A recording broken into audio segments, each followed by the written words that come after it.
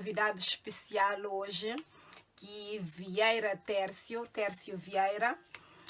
Ele que não é convidado da OS, não aproveita para falar parabéns ao blog de Tércio Vieira. A OS faz 12 anos, realmente 12 anos. Parabéns, Tércio. Para tudo que dividi que nós na boa blog, infelizmente nunca consigo sim tão cedo, me perdi, mas agora todo o tempo está na Jubi, o blog. Então, e tem ajudado muito para a link até ter acesso à escrita portuguesa, mas como o blog ainda consegui sempre estar a par, pelo menos de escrita portuguesa e não só de coisas também próprias que está partilha. Parabéns a Tércio, que esse blog é hoje faz 12 anos. Bom, não vai para no tema da hoje e como combater corrupção na Guiné-Bissau. Quer dizer, os corrompidos e os corrompidores. Não tem Tércio, só não fala bem, Tércio e não oradora hoje de programa. E na bim para vir explicando, lógico. E na bim para vir... Alango é boa chiga, que maravilhoso, que ótimo. Perambajo Bicintene de Tércio, pensa que sim.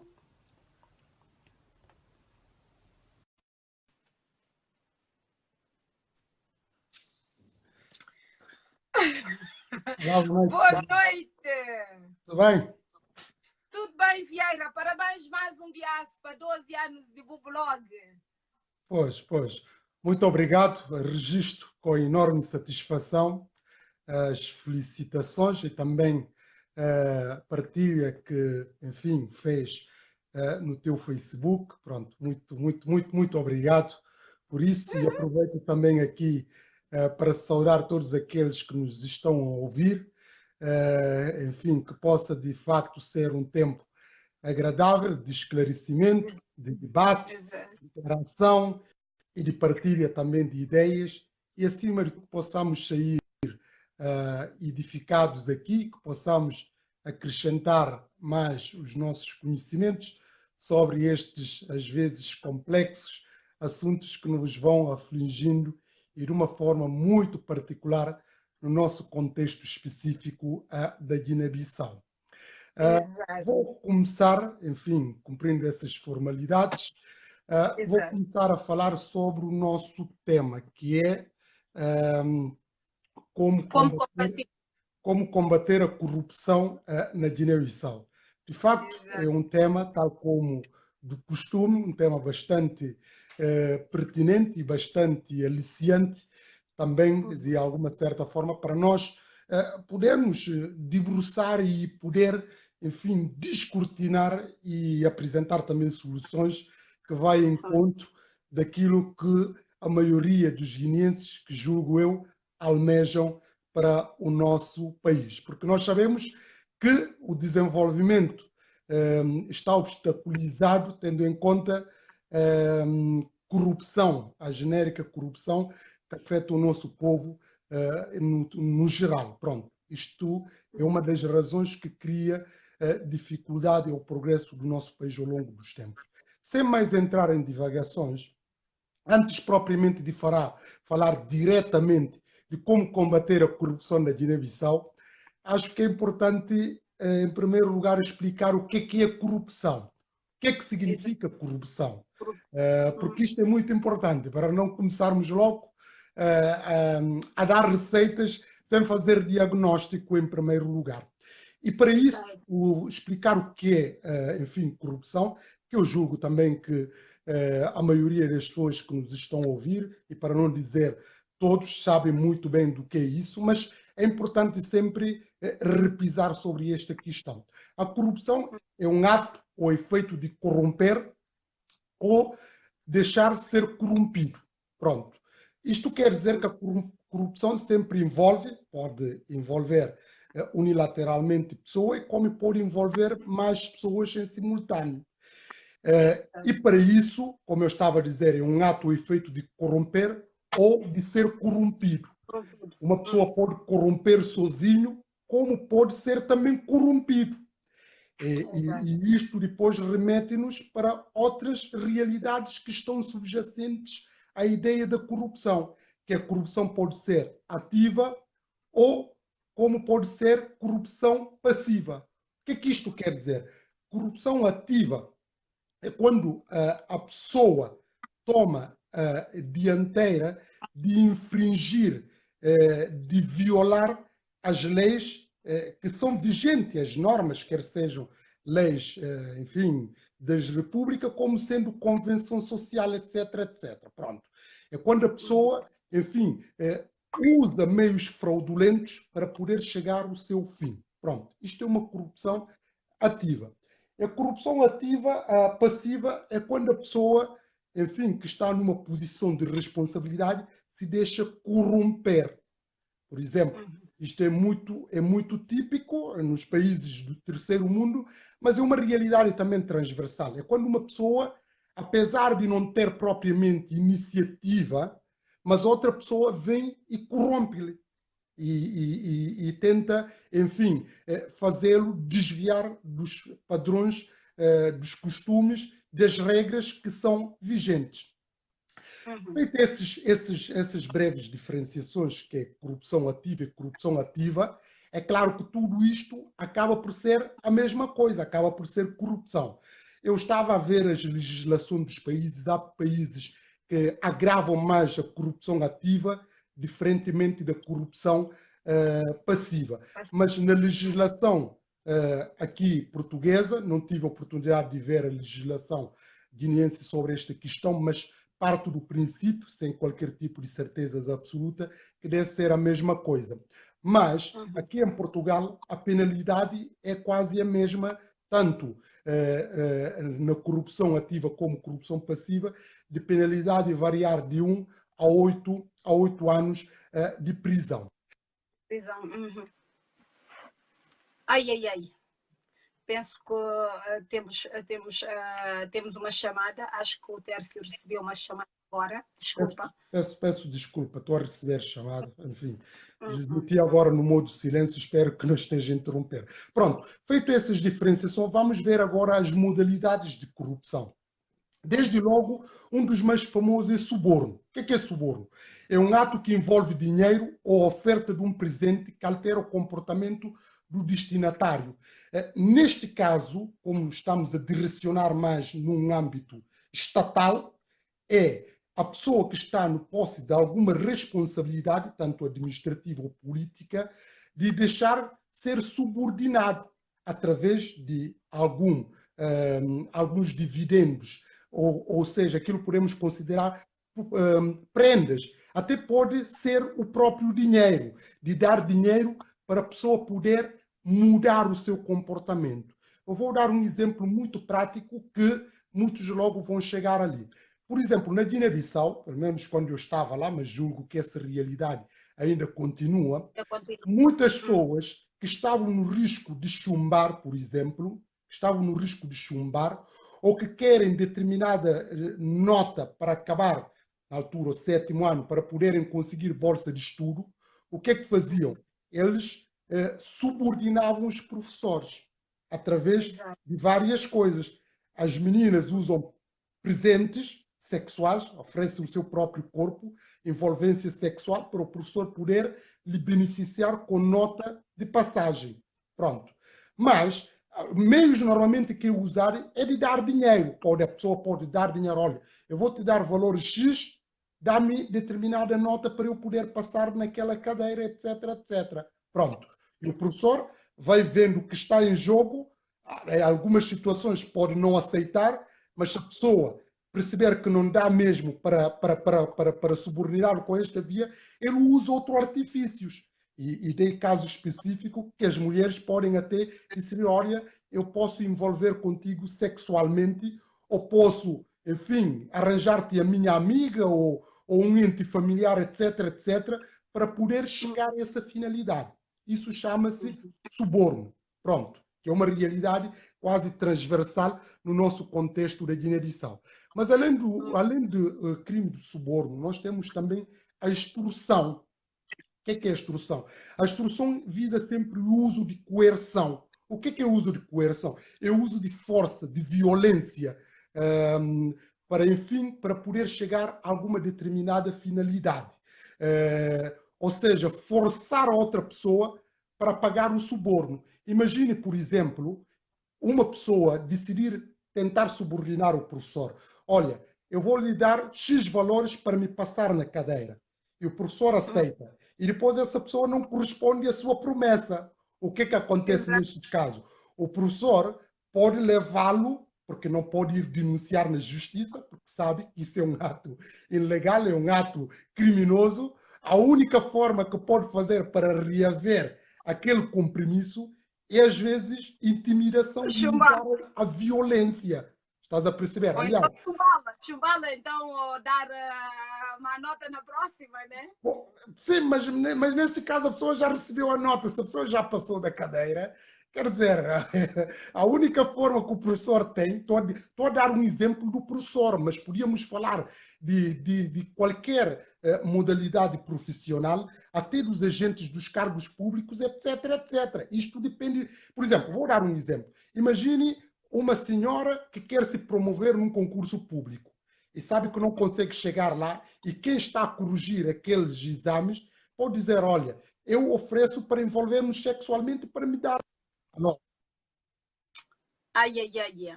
sim, já voltei. E depois, nessas circunstâncias, pode, ao satisfazer o seu pedido, pode depois não corresponder com a sua promessa. Logo, nestes casos, como a pessoa não pode recorrer à justiça, a pessoa depois envolve por via de força. Logo, isto chama-se extorsão. Ou seja, é o uso de força para forçar a pessoa a pagar o suborno, neste caso, o compromisso. Mas depois deste crime também que está associado à corrupção, nós temos ainda o peculato. O que é peculato? É um ato de conversão fraudulenta de dinheiro público por uma pessoa que se encontra numa posição de confiança ou autoridade.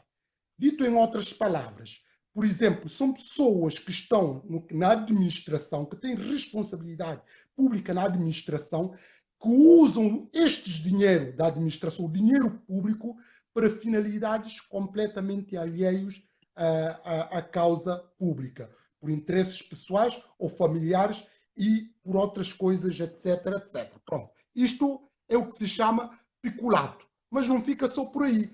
Há um outro crime também que está associado ao peculato, que é o clientismo. O que é isso? É a exploração dos mais pobres e fracos através de benefícios, empregos, neste caso empregos e bens básicos, em troca de favores. Por exemplo, a pessoa que está numa situação de desvantagem, ele é usado, serve-se aqui de canal para quem está numa posição mais privilegiada de poder beneficiar com essa condição da pessoa num sentido, enfim, de desfavorecimento. Mas temos ainda muitas outras modalidades de crimes, nomeadamente nepotismo. Aliás, isso também é muito comum, ainda mais na Guiné, mas gritante. Que se baseia, enfim, acaba por ser de alguma certa forma entrar aqui o clientismo, mas sobretudo centraliza-se em favorecer os próprios entes familiares e amigos, etc, etc. Na Guiné é muito comum. E não faz nenhum sentido, por exemplo, imaginemos ali, como nós vemos, das pessoas que estão, a pessoa está no ministério, ela é responsável daquele ministério, mas o filho ou a mulher está lá, ou o sobrinho ou o tio, e não por concursos públicos, mas simplesmente porque está lá, ele põe lá o seu familiar ou põe o seu amigo, etc, etc. Isso chama-se nepotismo. Mas depois temos também outras modalidades, que é absentismo, fraude eleitoral, conflitos de interesse, etc, etc. Ou seja, corrupção envolve vários crimes, lá está associado vários crimes lá dentro, que, enfim, vamos depois ver as suas graduações e implicações práticas. Mas só duas notas aqui que é importante salientar.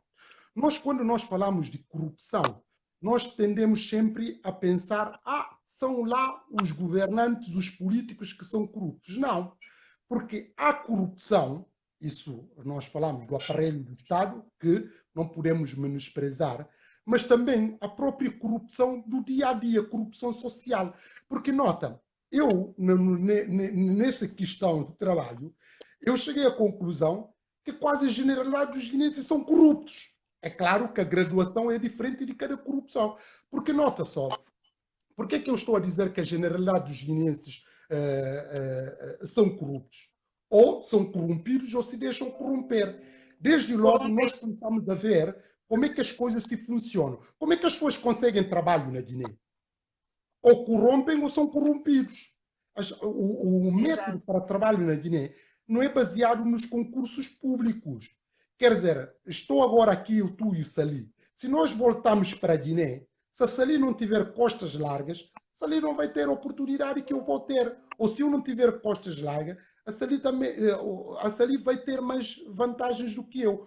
Ou seja, nós vemos que há sempre isto. E isto é muito comum. Eu falei da realidade dos professores, mas não é só. Por exemplo, a classe médica. A pessoa quando vai ao hospital, às vezes algumas pessoas nem precisam ficar na fila, porque basta irem lá, fazem uma telefonema, chegam lá e são atendidos e muito menos nem sequer pagam os serviços ali.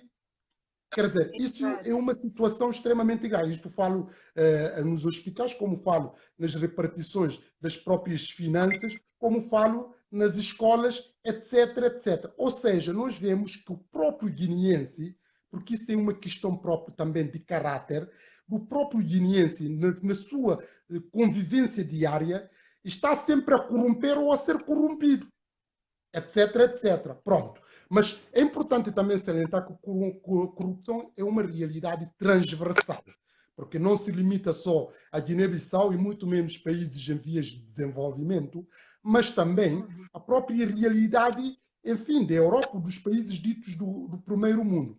A única diferença é que o critério aqui nesses países são mais apertados. Há uma fiscalização muito acentuada comparativamente com a nossa realidade. Pronto, feito essas questões, é importante agora termos a questão da graduação de corrupção. Aquilo que eu estava a dizer, na Guiné-Bissau temos a pequena corrupção e temos a grande corrupção. A pequena corrupção é aquela corrupção do dia a dia, no trato que eu falei da questão dos funcionários públicos, guarda de trânsito, oficina, etc, etc. Aquelas coisas de taxas que se poderiam pagar e não pagar, ou do outro receber ali, pode multar um taxista e depois,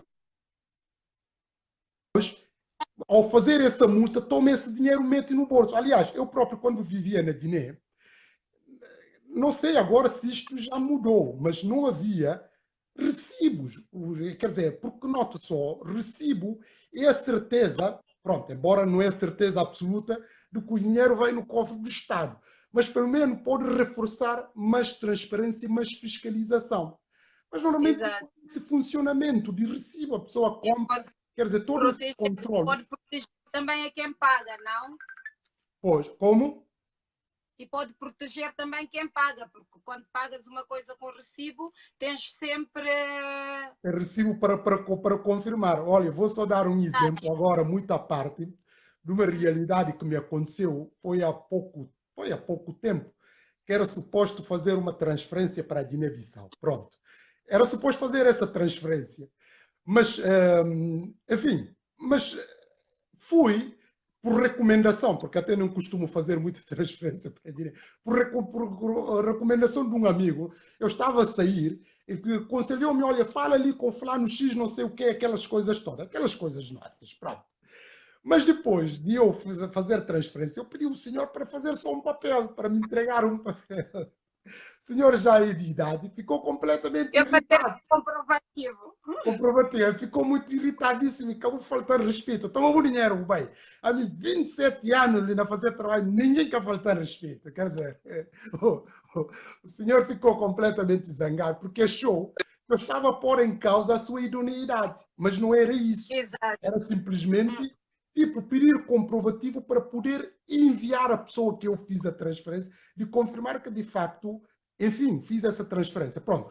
Por isso eu estava a dizer, há aquela pequena corrupção. Mas, Tércio, achas que isso tem a ver com a educação cívica mesmo? Com tem. Eu vou chegar lá. Ainda estou só a falar da pequena corrupção. Mas depois nós temos grande corrupção. que é uma corrupção normalmente muito mais complexa e mais difícil, que consiste em quê? Aquilo são esquemas sofisticados envolvendo mudanças de legislação, grandes projetos de investimentos, armamento e defesa, licitação pública, envolvem esquemas que corrompem largamente os sistemas públicos econômicos. Desde logo aqui, nós entramos na questão de branqueamento de capitais. Pronto, branqueamento de capitais, os paraísos fiscais e lavagem de dinheiro, etc, etc. Por que é importante dizer isto? Branqueamento de capitais. Por exemplo, quando nós falamos de branqueamento de capitais, remete-nos também por outra realidade que são offshores. Pronto. Ou melhor, antes ainda de chegar ao offshore, branqueamento de capitais são empresas que procuram, enfim, transferir dinheiro para ditos paraísos fiscais com os impostos mais baixos, pelo menos é a justificação, para depois poder legitimar o dinheiro. Mas nós sabemos que mesmo no branqueamento de capitais, às vezes o dinheiro é usado de forma criminosa e depois arranja-te alguns pretextos para poder justificar esse dinheiro. Aliás, isso é um crime muito recorrente lá na Guiné-Bissau próprio, dos branqueamentos capitais, porque há muitas pessoas ditas empresários ou empresários de sucesso que entram na questão de tráfico de armas ou tráficos de droga e depois arranjam ali uma empresa que tem comércio e dizem que esse dinheiro provém desse comércio, quando que o dinheiro vem de conluio com tráfico de droga e de venda de armamentos, ou até, em outros casos, de lavagem do próprio dinheiro. Ou seja, esses são crimes muito mais difíceis de controlar. E para não falar da questão da licitação pública, que as leis são, enfim, alteradas para ajustar determinadas situações, etc, etc. Eu não vou entrar agora nesses pormenores todos destas grandes corrupção, porque depois vamos ter ainda tempo para falar, mas para ser mais direto, apenas salientar aqui uma questão.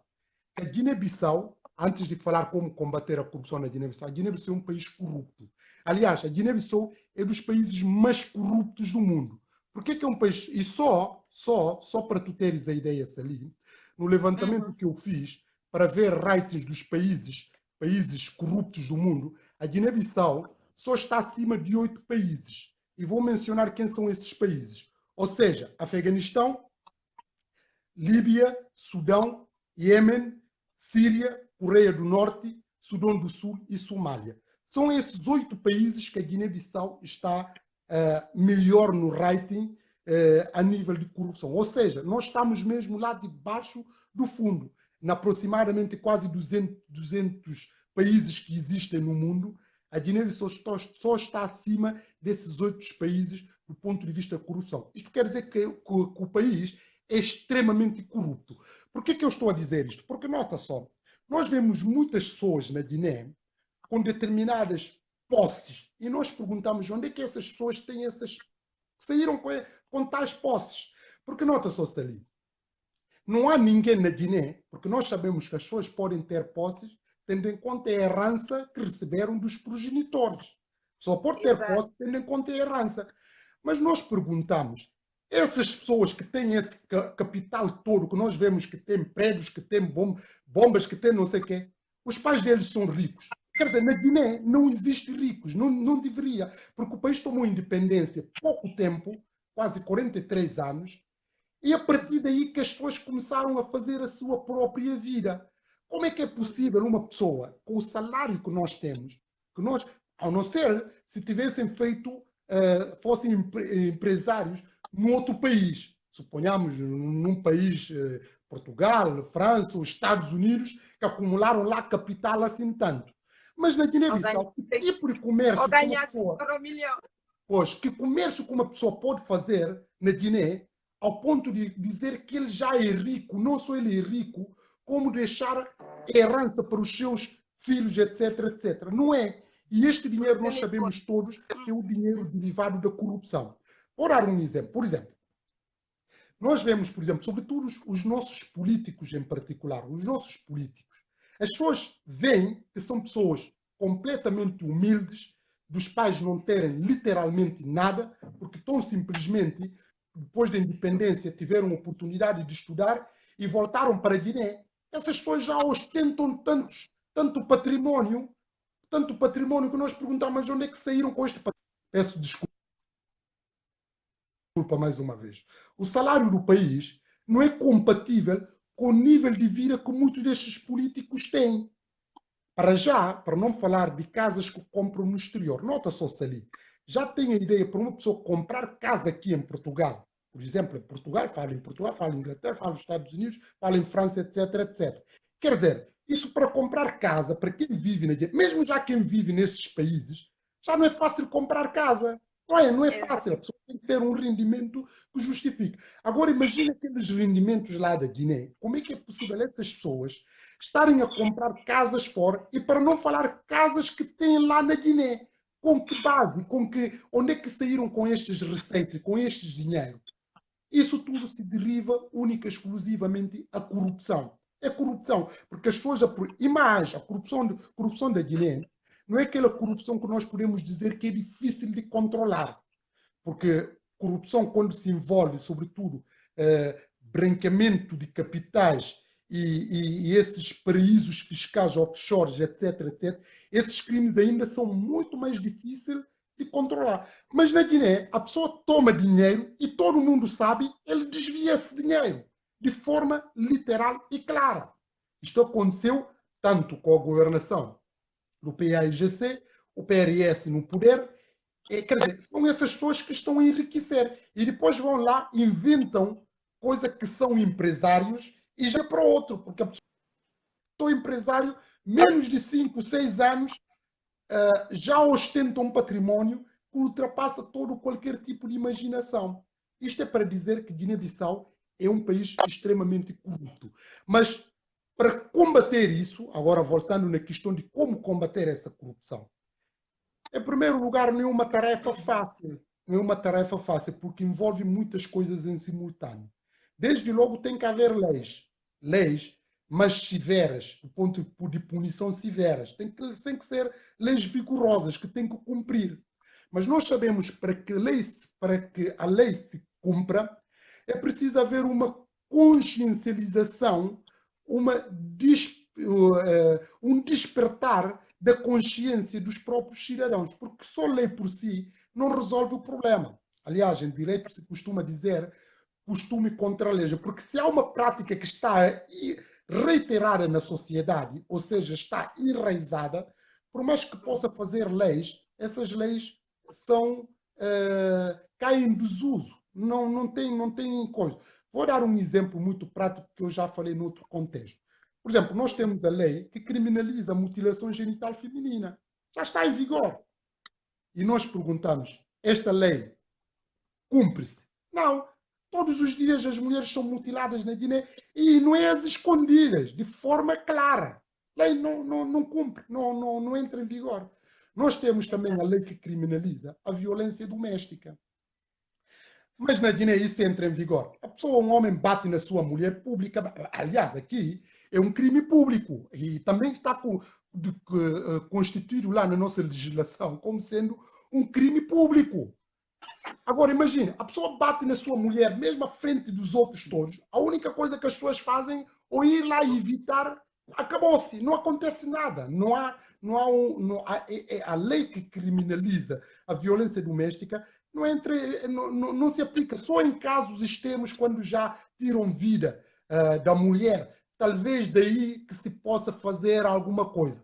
Mas a pessoa bate na mulher, a mulher vai lá dar queixa, enfim, falam aquilo ali, aquilo no processo nem vai à frente. Pronto, isto para dizer que é importante ter lei, mas lei só por si não resolve o problema, porque é preciso as pessoas despertar a consciência. Mas para isso nós entramos aqui a questão da educação, da sensibilização. Mas para isso é muito importante a força da sociedade civil.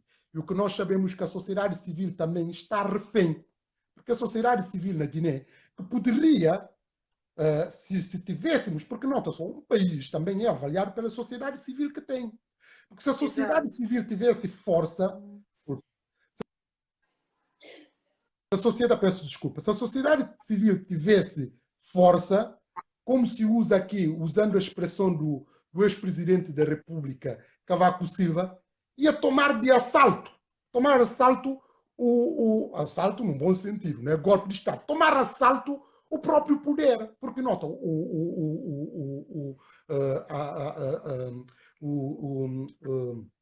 como é que é?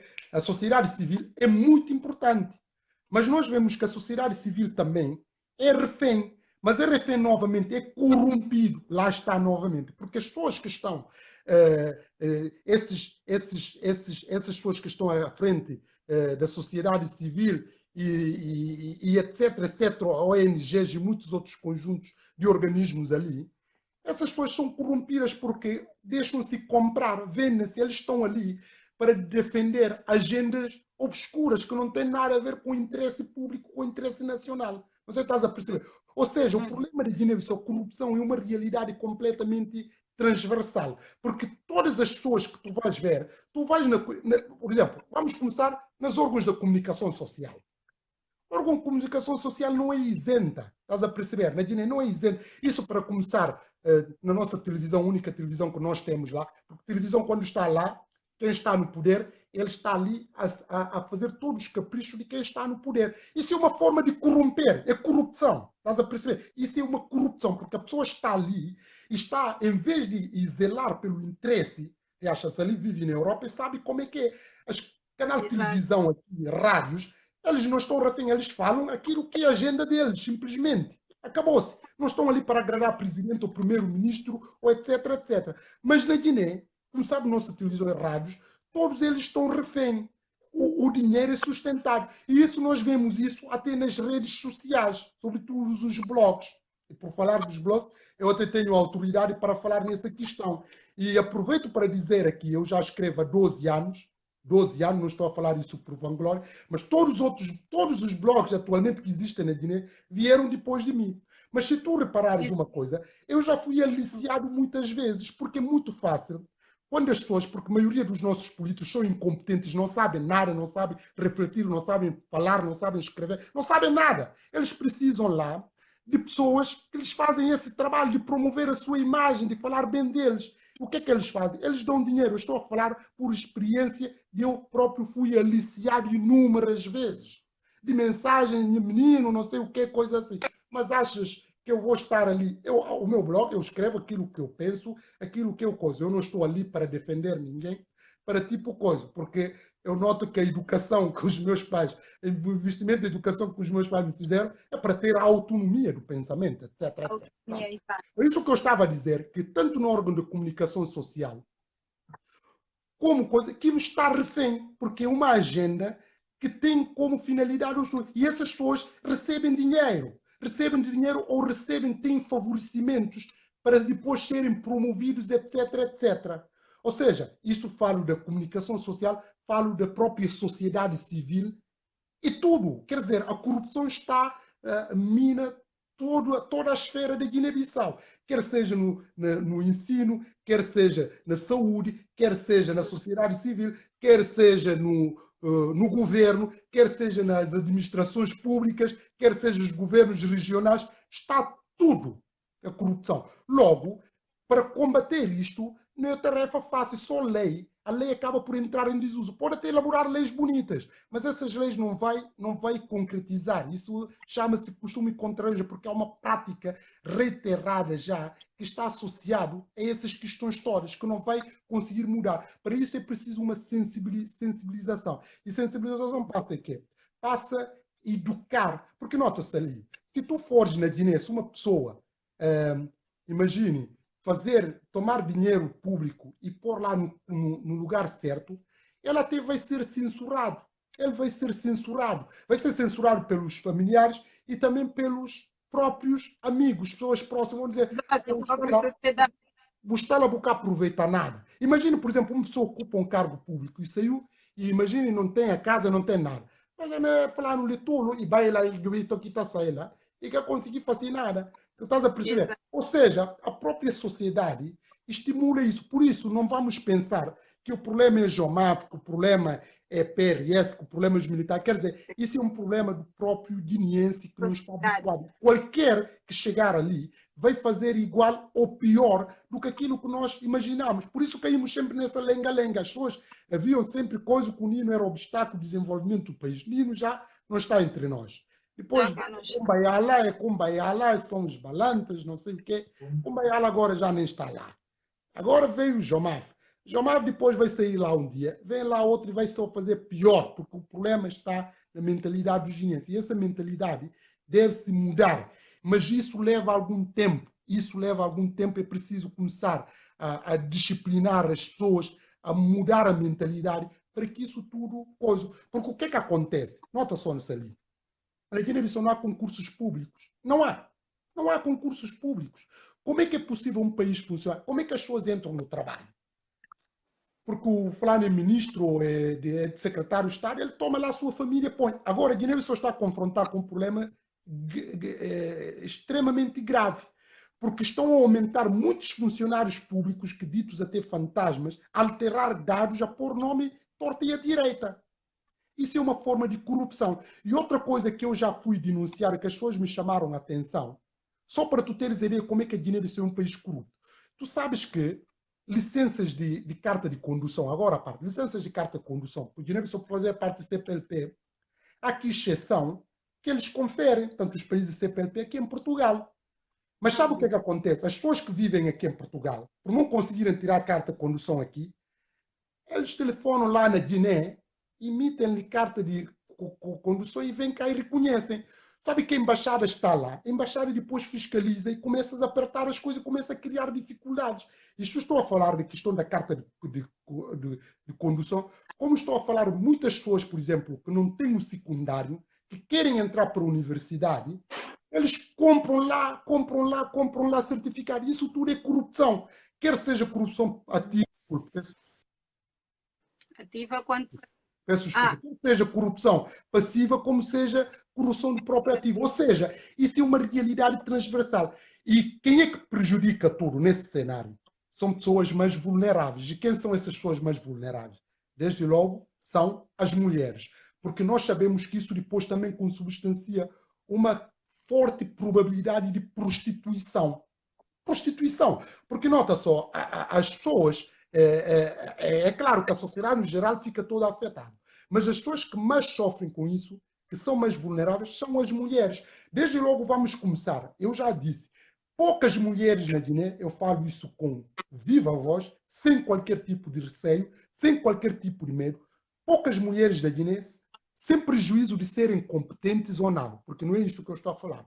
Mas para subirem na carreira, muitas entram nessas porcarias todas, prostituem-se. Estás a perceber? Prostituem-se porque há um índice de corrupção grande. Porque nota só, se uma mulher está, estou a falar mulher bonita, bem apessoada, que é apresentável, ela logo é objeto de assédio. Agora imagine, as leis não funcionam. Tu vais agora, eu já falei da outra vez, vai agora dizer não, fulano está-me a importunar no trabalho, não sei o quê. Vai dizer não, eu gosto só de bom. Quer dizer, para guineense o assédio nem é crime. Não faz parte de crime. É normal. Estás a ver? Agora, acho que uma mulher, quer dizer, não, para já não vai queixar, mas depois, de algum tempo, acabam por ser, porque se não ceder, embora não é correto, ele não vai ser promovido. Se tivesse o gabinete lá, o chefe tira-lhe o gabinete, se tivesse carro, tira-lhe o carro injustamente. Ou seja, estás a ver como é que corrupção, como é que acaba por minar a parede do Estado? Porque as leis são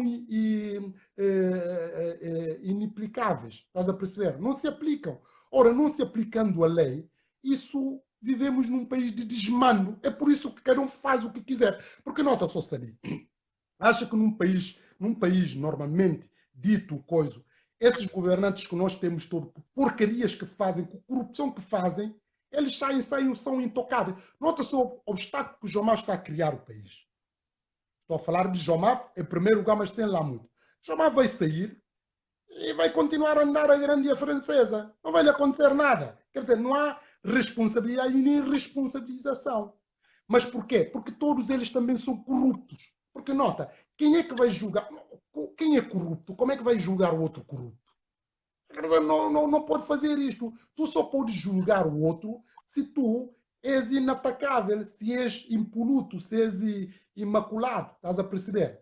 Agora, se tu és corrupto, tu vais estar a julgar o outro. Eles todos são lá. É aquela esteia de PAGC, PRS, eles são todos corruptos. E fazem aquelas porcarias, esses crimes que eu estava a falar, de lavagem de dinheiro e de envolver com tráfico de droga e de branqueamento de capitais, porque eles tiram todo esse dinheiro e mandam aqui para a Europa. Eu via dizer num debate que as pessoas estavam a dizer, não, brancos pejudano, que é que manda catatuia, quem que me estica com poucaça, mostram que é para controlar dinheiro. Mas nota, nós lutamos para expulsar os europeus lá no nosso país. É porque nós entendemos, estamos na altura de resolver o nosso problema. Porque não? Esse dinheiro de branqueamento de capitais, às vezes até podem até haver leis aqui, como eu estava a ver no Código Penal aqui, pode haver lei, mas eles todos têm algum interesse que o dinheiro venha, porque o dinheiro onde está, vem. É sempre bom do que não estar dinheiro. Acha que eles agora vão estar a zelar? Não, tem que controlar quem compra casa aqui. Eles não fazem isso. Os nossos políticos devem ganhar juízo, o próprio cidadão guineense. Mas para isso é preciso assalto cívico e dos guineenses deixarem de ter aquela ideia de materialismo, etc, etc. Pronto. Para combater tem que ser leis e leis. Mas além só de lei, todos nós sabemos o que é possível para combater a corrupção. Isso tem que ser leis. E mais, quando fala leis aqui, tem que haver uma separação nítida. Separação nítida de poderes. Porque na Guiné pode parecer até que há separação de poderes, mas ao fim e ao cabo, que acaba por haver muita promiscuidade. Porque nota, o Procurador-Geral da República, só para tu teres a ideia, nós já falámos noutros contextos, o Procurador-Geral da República, ele é nomeado tendo em conta a decisão quase final do Presidente da República. É claro que o governo faz proposta, mas o Presidente da República tem palavra final, neste caso aqui, pela nomeação do Procurador-Geral da República.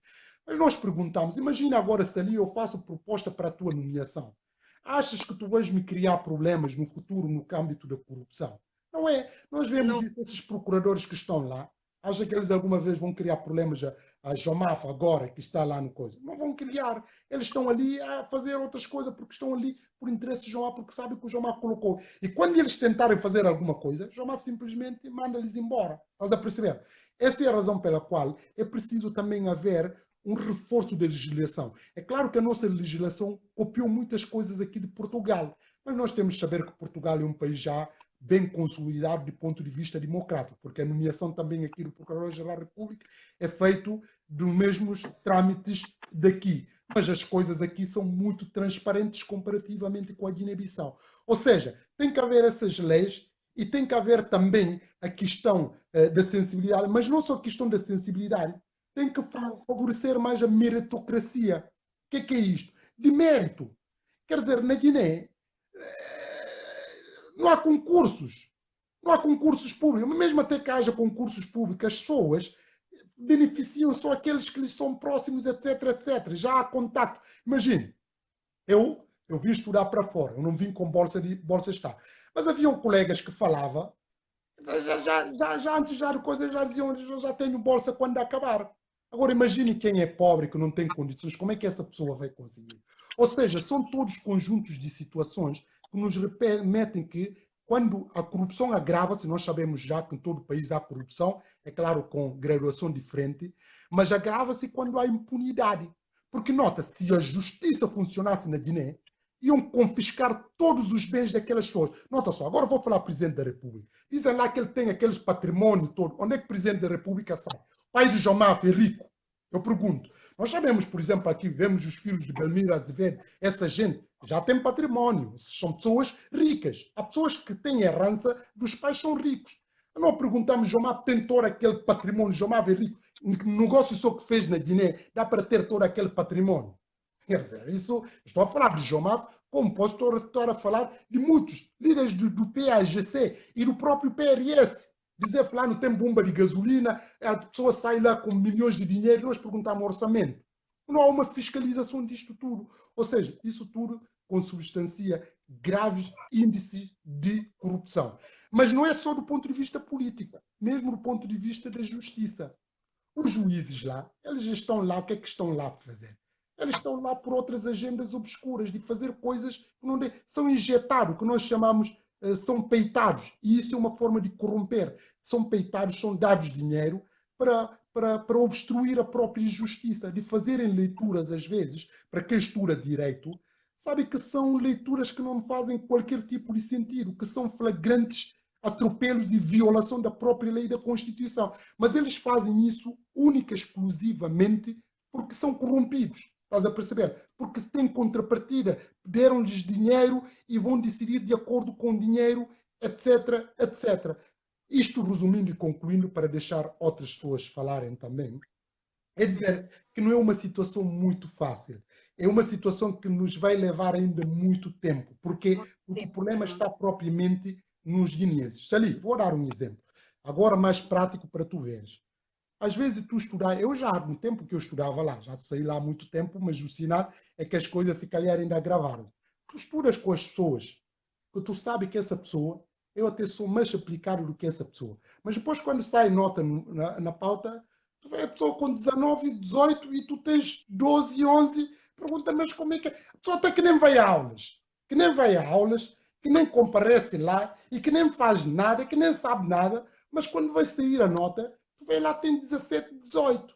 E perguntamos como é que isso sabe. Isso é só para tu veres como é que essas coisas vai ganhando contornos mais preocupantes. Porque nós criticamos os governantes, mas temos que ter também idoneidade. Estás a perceber? Porque se nós não tivermos idoneidade, como é que nós podemos esperar? Vou dar um exemplo. Agora falou-se dos cargos dos deputados. Tu achas que aqueles cargos, da forma como foram dados, se a pessoa é uma pessoa idónea, aceitaria aqueles cargos? Um deputado que é idóneo estaria a aceitar aquele cargo? Oh, mas estás a ver, eles todos esfomiam-se, fazem aquilo tudo. Isto para dizer que há o índice. Mas esse índice de corrupção tem consequências. Qual é a consequência? A consequência é criar índices de desigualdades. Porque nota só, Sali, tu vais notar isso. Quanto mais um país, isso é muito claro, quanto mais um país tem índice baixo de corrupção, maior é a igualdade social. O que é igualdade social? É das pessoas poderem ter mais ou menos o mesmo estilo de vida. Ao passo que quando há taxas elevadas de corrupção, é porque é sinal que há uma disparidade do ponto de vista das pessoas. Vou dar um exemplo. Esse exemplo dos cargos de deputado é um exemplo claro, porque o bolo, a riqueza do país, apenas é repartido por aqueles que estão na esfera do poder. Nota, aqueles cargos poderiam beneficiar o nosso povo, que nós já falamos, ambulância, das escolas, ONGs que fazem trabalho com mulheres vítimas de violência, crianças. No geral, podia servir o povo, mas não serviu. Quem é que serviu? Foi só um grupinho de deputados, que são milhões. Isso é um reflexo para tu veres como é que é. Se fosse num país onde não há essa corrupção, essas desigualdades, claro que esse uso não seria, porque, como eu disse, que eles não precisam destes carros. E o uso que vão fazer esses carros tem menos impacto do que dar isso a Simão Mendes, ou que dar isso a um centro de saúde, ou que dar isso a ONGs que fazem trabalho importante, porque isso estaria a beneficiar o próprio povo em concreto. Mas o que é que eles fizeram? Eles repartiram o bolo só entre eles. É assim que funciona a corrupção. E isso, quando reparte só o bolo entre eles, é porque vamos ter pessoas que vão estudar em grandes colégios, estudam nas boas escolas, tanto lá como aqui na Europa, que as mulheres vêm cá com frequência dar luz e vêm cá fazer tratamento médico, ao passo que os outros, até só por um paludismo, morrem. Estás a perceber a consequência de quando nós falamos da corrupção, como é que cria índice de desigualdade. E esses índices de desigualdade remetem-nos para a esperança média de vida. Estás a ver? Porque nota, só inconcebível hoje na Guiné-Bissau a esperança média de vida ser 43, 45, 47 anos. Hã? Até 50. Não, sim, por aí 50, até por aí, a pessoa até pode viver 60, mas estou a falar, pelo menos os índices de 43 a 47 anos de idade. Estás a perceber?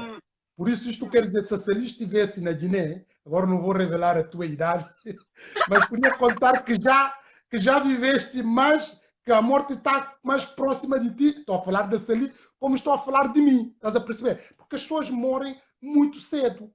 Isto tudo é que tem a ver com índices elevados de desigualdade social, porque uns têm que sobra, têm tanto dinheiro, outros não têm nada, não têm nem para comer. Uns têm para estudar até poderem vir cá para a Europa, outros nem escola têm. Estás a perceber?